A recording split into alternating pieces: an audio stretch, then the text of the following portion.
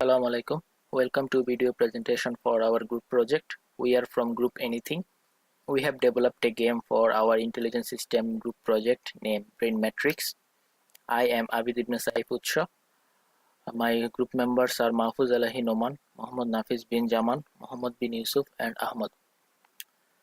Over this whole video, the rest of my group member will explain their part in this project.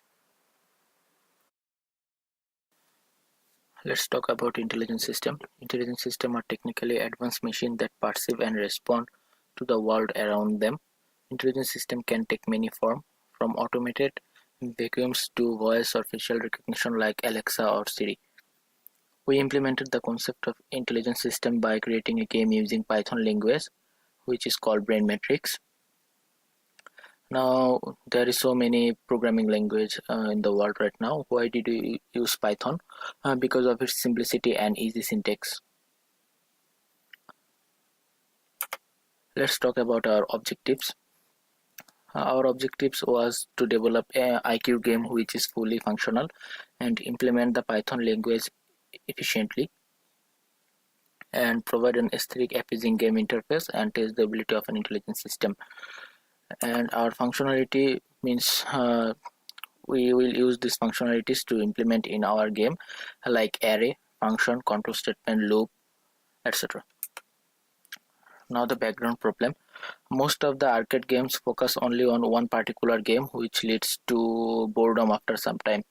Most people like to tease their brain, means they love to think complex problem and feel happy if they provide correct solution. Even if they got wrong answer, they tried it again most of the time. So we thought that we can combine this both and create a game.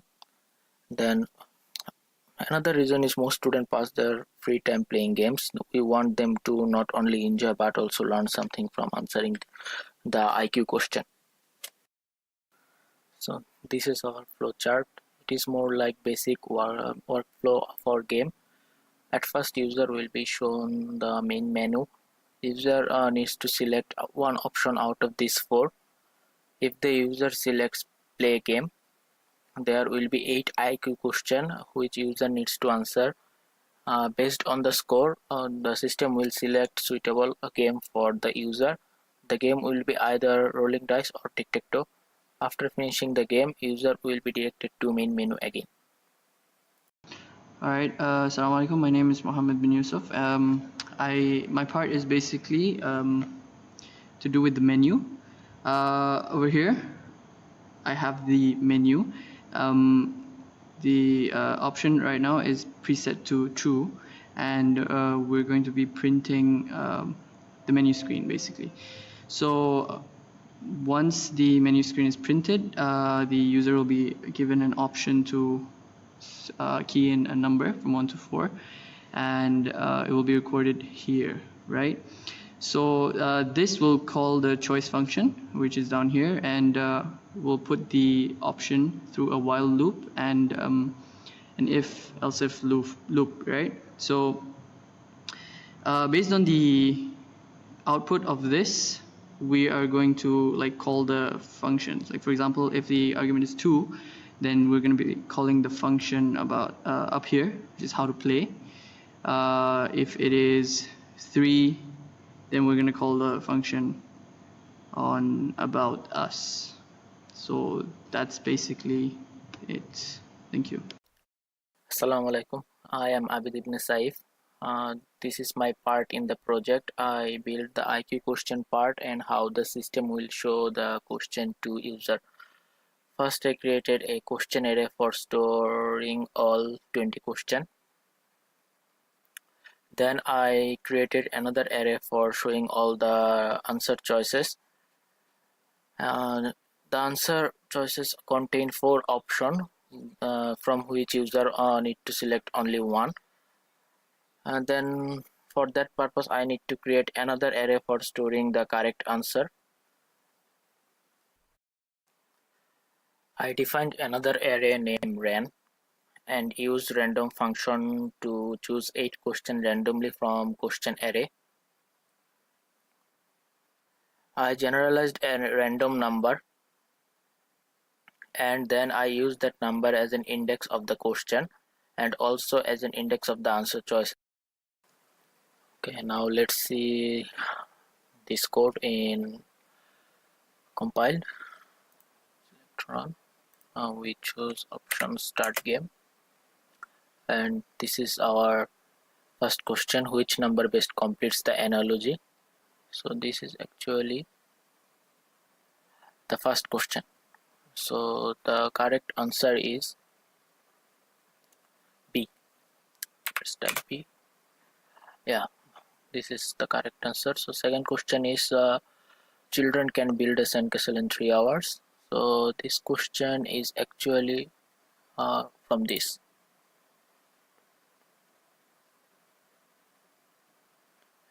So you can clearly see that the first question was question number 1 and the second question is a random question. So let's put answer C. You can see this is wrong answer. So another question is that the day before the day is yesterday. So that is from here, the question number from this question. Okay, so if I put the correct answer C, see that converts right answer. Another question is which of the following does not belong. So this is our question number 4, this one. So from you can see that this option iron tin bracelet, these are also from here. So if you follow the sequence 1 2 3 4 5 6 7 8 9 10 11 12 13 14 15 16 17, this is 17 number question, and similarly to the answer choices 1 2 3 4 5 6 7 8 9 10 11 12 13 14 15 16 17, you can see this is showing exactly the same index. And so this part here, question random I and answer choices random I, these two actually, this part show the similar index number, generate the similar index number, and from question array it's select question number 17, and from answer choice it select choice number 17. So if I choose the correct, I need to follow the 17 20 19 18 70, the correct answer is C. So if I put C, you can see that it's converts right answer. So my question number 5 is 165135, it's from here. Okay, so let's just select another one. Then this is find the next number. As you can see from above that none of the question matches each other. So this is question number 6. Suppose I just print a value, question number 7, and this is question number 8. Okay, so that is all from me. Assalamu alaikum. Okay, so my name is Ahmed, and I was in charge of the rolling dice game coding part from our project. So as you can see here, we have a function here which encloses the rolling dice game, the whole entire rolling dice game. And the user will be greeted first of all with a welcoming message that he has unlocked the rolling dice game, and also lets them know that they can choose how many rolls you want, and whoever gets a larger total value will win the game. So he's going to be playing against the computer. Okay, so what we have here, first of all, is some variables. So the min and the max variable here indicates, it's basically placed there to make sure that the random value that is going to be produced by rolling the dice is going to be always between a 1 and a 6. So that the person can't actually roll a dice that will give a bigger value than 6 or less value than 1. And after that, we also have sum 1 and sum 2.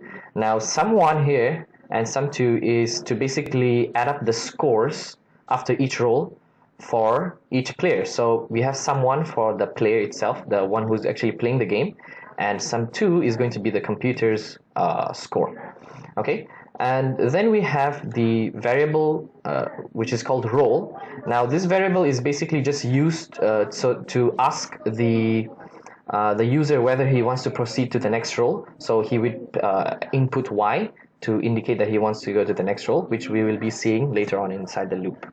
Okay, and furthermore, we also have two more variables, which is player and computer.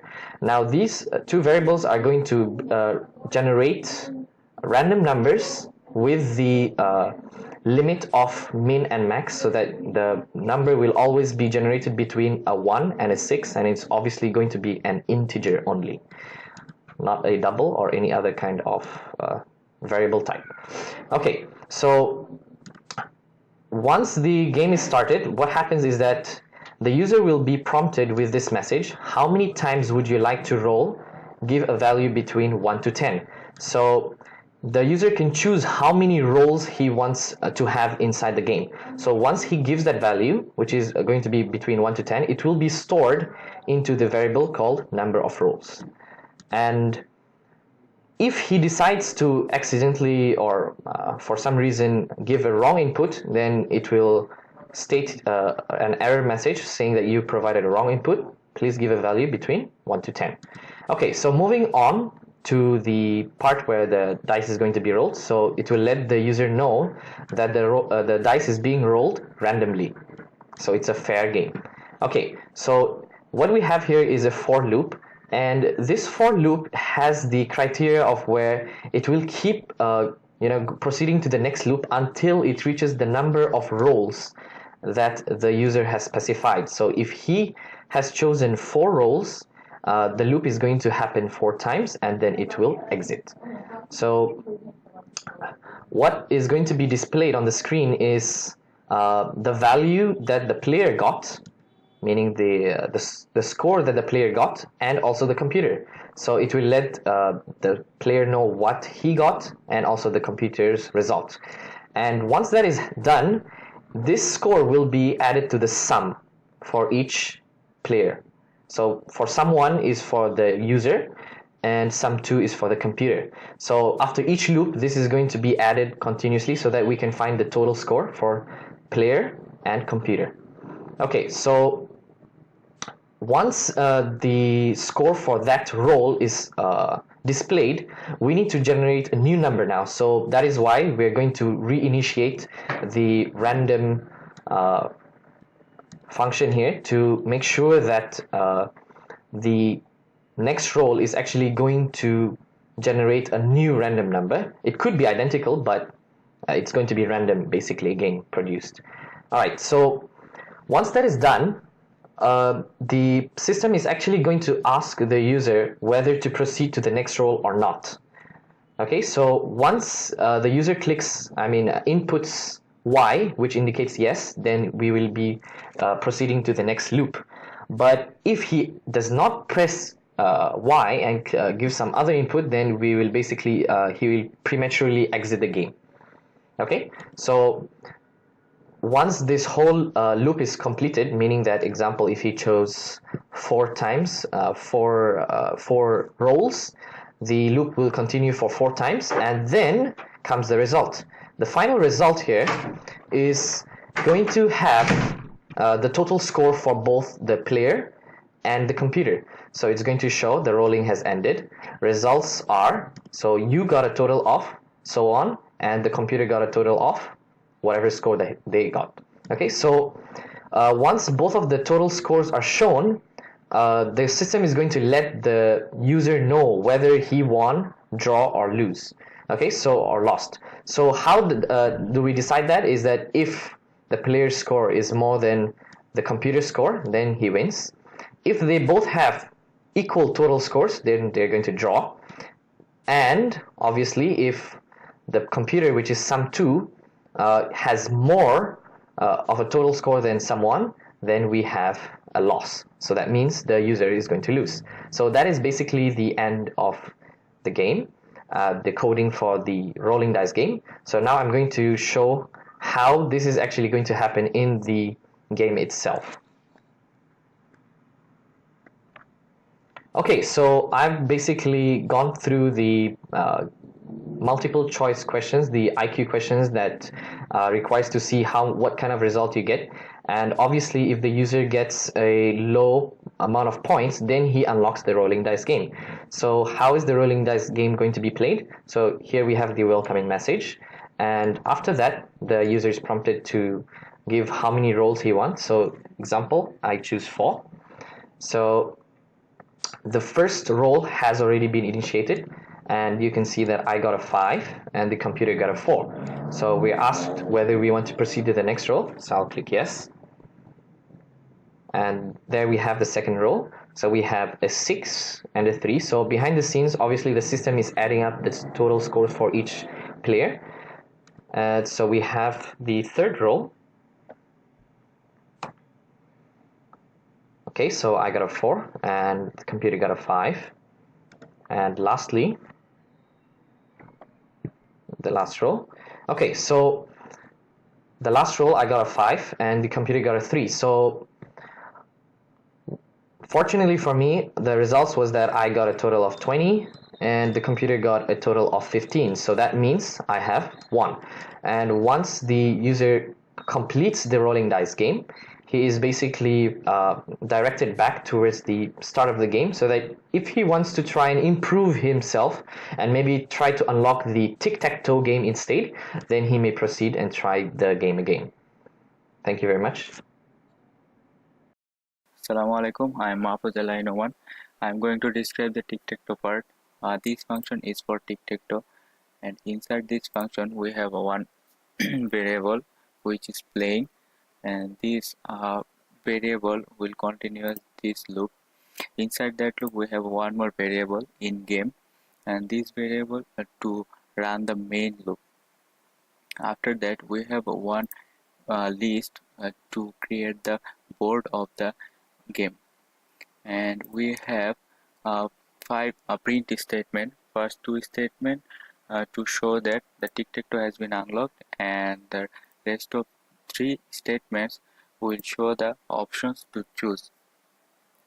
If the user choose the first option, that means the 0, and if the user choose the 2, then it will assign the X to the player mark. After that, the list board will send to the display board function. Here is the function.